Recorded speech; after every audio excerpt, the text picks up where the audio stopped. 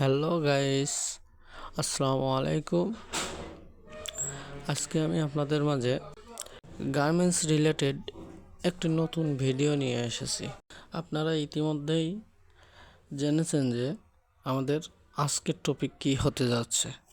আমাদের আজকের টপিক হলো একজন নতুন কোয়ালিটি ইন্সপেক্টরের গার্মেন্টসে চাকরির জন্য কি কি দক্ষতার প্রয়োজন। আর হ্যাঁ বন্ধুরা, আপনাদের উৎসাহ ও ভালোবাসা পেলে আমি প্রতিনিয়ত আপনাদের মাঝে নতুন নতুন গার্মেন্টস রিলেটেড ভিডিও নিয়ে আসতে ভুলবো না কিন্তু। আর এর জন্য আপনাদেরকে আমার এই চ্যানেলটি বা পেজটি সাবস্ক্রাইব করে পাশে থাকা বেল আইকনটি প্রেস করে দিতে হবে। এতে করে আমার নতুন নতুন ভিডিও বানানোর প্রতি উৎসাহ জাগবে। এতে নতুন নতুন ভিডিও ছাড়লে সাথে সাথে আপনাদের কাছে চলে যাবে। বন্ধুরা, আপনারা সবাই জানেন যে বর্তমান যুগটা এসে গিয়েছে প্রতিযোগিতার যুগ। এখানে টিকে থাকতে হলে অবশ্যই আমাদের নিজের ক্যারিয়ার দক্ষতার সাথে করতে হবে। সেক্ষেত্রে গার্মেন্টস শিল্পে প্রতিযোগিতার হারও কম নয়। যাই হোক, আমরা মেইন টপিকে ফিরে যাই।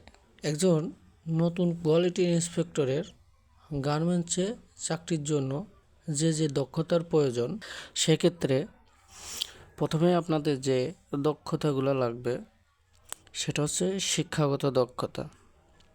শিক্ষাগত দক্ষতার ভিতরে আবার হচ্ছে আপনি এসএসসি কিংবা এইচএসসি পাশের যে আপনার শিক্ষাগত যে আপনার মেইন সার্টিফিকেটটা সেটা লাগবে, চেয়ারম্যান সার্টিফিকেটটা লাগবে, নাগরিক জন্ম সনদ বা স্মার্ট কার্ড যদি থাকে এটা লাগবে, বড় ছোট ছবি লাগবে, অর্থাৎ স্ট্যাম্প ও পাসপোর্ট সাইজের ছবি সম্ভবত 4 কপি লাগে, 4 কপি, আর ছোট সাইজটা 2 কপি লাগে। দ্বিতীয়ত আমাদের লাগবে কাজের দক্ষতা।